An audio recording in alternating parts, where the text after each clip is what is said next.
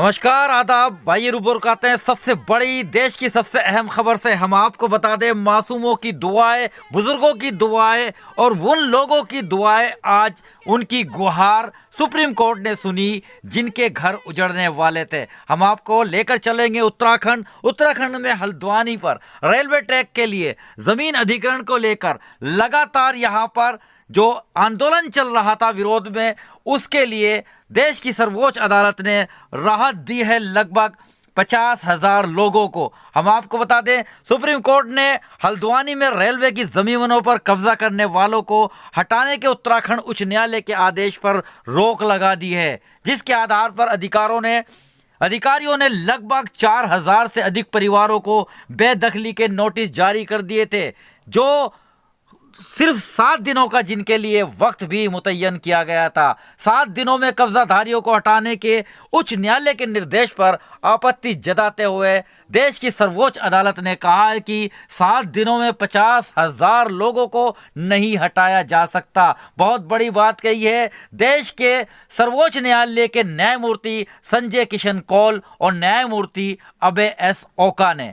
अभय S ओका की पीठ ने 20 दिसंबर 2022 को उच्च न्यायालय की एक खंडपीठ द्वारा पारित फैसले के खिलाफ दायर विशेष अनुमति याचिकाओं के एक बेंच में उत्तराखंड राज्य और रेलवे को नोटिस भी जारी करते हुए ये आदेश पारित कर दिया है। अब लगभग उन लोगों को इस भयंकर सर्दी से निजात मिल पाएगी, वो बेघर नहीं हो पाएंगे, जिनको कि कड़कड़ाती हुई ठंड में बेघर करने के आदेश दे दिए गए थे और यहाँ पर अधिकारी उनको हटा रहे थे। अदालत ने मामले को 7 फरवरी 2023 तक के लिए स्थगित कर दिया है, जिसमें राज्य और रेलवे को व्यावहारिक समाधान खोजने के लिए अपेक्स कोर्ट ने आदेशित भी किया है। हम आपको बताएंगे इसके क्या पहलू हैं। मुद्दे के 2 पहलू हैं, एक वे पट्टों का दावा करते हैं, दूसरा वे कहते हैं कि लोग 1947 के बाद चले गए और जमीनों की नीलामी की गई। लोग इतने सालों तक वहां रहे, कुछ पुनर्वास दिया जाना है, वह प्रतिष्ठान है, कैसे? क्या आप कह सकते हैं कि 7 दिनों में उन्हें हटा दे? ये न्यायमूर्ति एस.के. कौल ने पूछा और जस्टिस ओका ने कहा कि लोग कह रहे हैं कि वहां 50 साल से हैं, तो हमें यह परेशान कर रहा है कि आप उन लोगों के परिदृश्य से ये कैसे निपटते हैं जिन्होंने नीलामी में जमीन खरीदी है। आप जमीन का अधिग्रहण कर सकते हैं और उसका उपयोग भी कर सकते हैं। अन्य यह कि लोग वहां 50-60 वर्षों से रह रहे हैं, कुछ पुनर्वास योजना होनी है, भले ही ये रेलवे की जमीन हो। जस्टिस कौल ने तो साफ कहा कि इसमें एक मानवीय पहलू भी है। न्यायमूर्ति ओका ने कहा कि उच्च न्यायालय ने प्रभावित पक्षों को सुने बिना आदेश पारित किया है।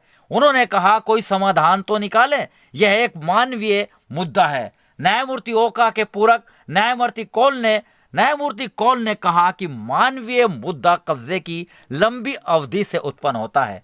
हो सकता है कि उन सभी को एक ही ब्रश से चित्रित नहीं किया जा सकता है, हो सकता है कि विभिन्न श्रेणियां हो, लेकिन व्यक्तिगत मामलों की जांच करनी होगी। ये कार्य करना होगा, दस्तावेजों को सत्यापित करे सरकार।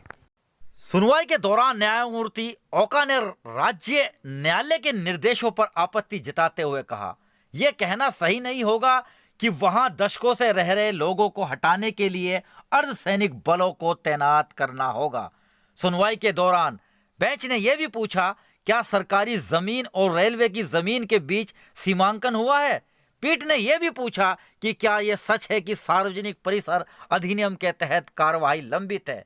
भारत की अतिरिक्त सॉलिसिटर जनरल ऐश्वर्य भट्ट ने जब प्रस्तुत किया कि राज्य और रेलवे एक ही पृष्ठ पर हैं कि भूमि रेलवे की है, उसने यह भी प्रस्तुत किया कि सार्वजनिक परिसर अधिनियम के तहत बेदखली के कई आदेश पारित किए गए हैं। लेकिन सबसे बड़ी बात, याचिकाकर्ताओं के लिए प्रशांत भूषण जो सुप्रीम कोर्ट के एडवोकेट हैं, उन्होंने कहा कि वे कोविड अवधि के दौरान पारित एक पक्षीय आदेश थे।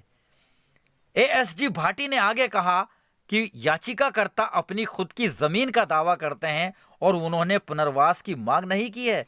कुछ याचिकाकर्ताओं की ओर से तो पेश हुए वरिष्ठ अधिवक्ता डॉक्टर कॉलिन गोजाल्विस ने कहा कि भूमि का कब्जा याचिकाकर्ताओं के परिवारों के पास आजादी से पहले से है। उनके पास सरकारी पट्टों का कब्जा है जो उनके पक्ष में निष्पादित किए गए थे। वरिष्ठ अधिवक्ता सिद्धार्थ लूथरा ने भी यही कहा कि कई याचिकाकर्ताओं ने उनके पक्ष में सरकारी पट्टों को निष्पादित किया था। इसके साथ साथ वरिष्ठ अधिवक्ता सलमान खुर्शीद ने भी कह डाला कि कई संपत्तियां नजूल भूमि में थी। इन प्रस्तुतियों पर ध्यान देते हुए ऑनरेबल सुप्रीम कोर्ट के जस्टिस कौल ने राज्य से कहा, उत्तराखंड राज्य को एक व्यवहारिक समाधान खोजना होगा। वहीं एएसजी भाटी ने रेखांकित किया कि रेलवे सुविधाओं के विकास के लिए जमीन जरूरी है। उन्होंने इस तथ्य पर जोर दिया कि हल्द्वानी उत्तराखंड रेल यातायात के लिए प्रवेश द्वार के रूप में कार्य करता है। लेकिन सुनवाई के बाद पीठ ने निम्नलिखित आदेश पारित कर दिए। क्या कहा आदेश में, सुन लीजिए आप भी। हमने पार्टियों के विद्वान वकीलों को सुना। एएसजी ने रेलवे की आवश्यकता पर जोर दिया।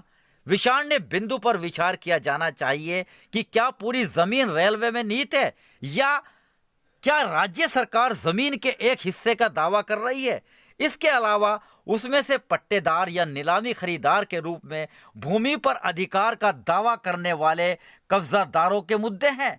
हम आदेश पारित करने के रास्ते पर हैं क्योंकि 7 दिनों में 50,000 लोगों को नहीं हटाया जा सकता है। बहुत बड़ी बात ऑनरेबल सुप्रीम कोर्ट ने कही है। लोगों को अलग करने के लिए एक व्यवहारिक व्यवस्था आवश्यक है जो रेलवे की आवश्यकता को पहचानते समय पहले से मौजूद पुनर्वास योजनाओं के साथ कोई अधिकार नहीं हो सकता। हमने एसजी के समक्ष रखा है कि क्षेत्र में व्यक्तियों के पूर्ण पुनर्वास की आवश्यकता है। नोटिस जारी किया जाए। इस दौरान विवादित आदेश में पारित निर्देशों पर रोक रहेगी। भूमि पर किसी और निर्माण विकास पर भी रोक लगानी होगी। तो आप सुन सकते हैं, देख सकते हैं, आज देश की सर्वोच्च अदालत ने उन मासूमों को ठंड से बचाया है, उन बुजुर्गों को इस कड़ाके की सर्दी से बचाया है, उन महिलाओं को इस बेघर होने से बचाया है जिनको कि 7 दिनों के अंदर 50-50 साल से रहने वाले अपने मकान छोड़कर इधर उधर जाना पड़ता और उनको न जाने कहाँ रातें गुजारनी होती, कहाँ उनका ठिकाना होता। लेकिन देश की सर्वोच्च अदालत ने आज बुजुर्गों की दुआएं भी सुनी, बच्चों की रोना भी देखा और जो लगातार आंदोलन चल रहा था उत्तराखंड के हल्द्वानी में, आज देश की सर्वोच्च अदालत ने एक बड़ा फैसला, मानवीय फैसला सुनाते हुए बहुत बड़ा फैसला सुनाया है जिसकी चारों ओर प्रशंसा हो रही। आइए दिखा देते हैं उस तस्वीर को, उस मासूम बच्ची की गुहार को जो देश के प्रधानमंत्री से गुहार लगाते हुए रो रही है, तड़फ रही है और अपनी पीड़ा बयां कर रही है। देखें इस बच्ची की मासूमियत भरी गुहार को। हम अपनी आवाज प्रधानमंत्री तक पहुँचाना चाहते हैं। हमारे घर नहीं उजाड़े ये लोग। हमारी जैसे सीन है, हमारे कॉलेज और हमारे स्कूल हम कैसे पढ़ेंगे? भाई बहन है, हम उनको कहाँ लेके जाएंगे इतनी ठंड में?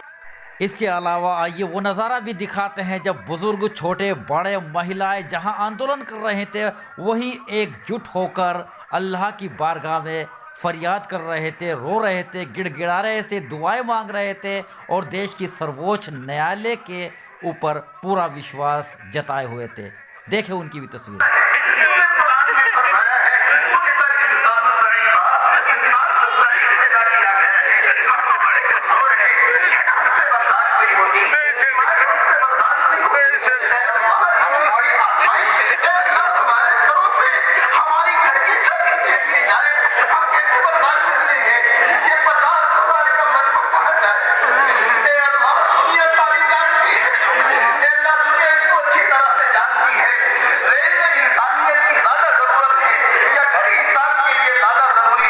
सारी तस्वीरें आपके साथ, ऑनरेबल सुप्रीम कोर्ट का फैसला भी आपके साथ।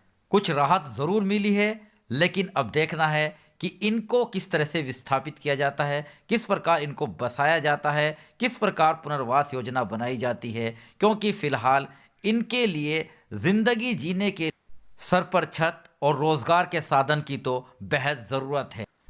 उधर ऑनरेबल सुप्रीम कोर्ट के फैसले के बाद उत्तराखंड के मुख्यमंत्री ने भी फैसले का स्वागत किया है। उन्होंने साफ कहा है पत्रकारों से वार्ता करते हुए, जो सुप्रीम कोर्ट के आदेश है उनका पालन किया जाएगा। बहरहाल बने रहेगा मेरे साथ। आरिफ शीश महली, चीफ एडिटर बार और bench, news in today, Lucknow, Muzaffarnagar.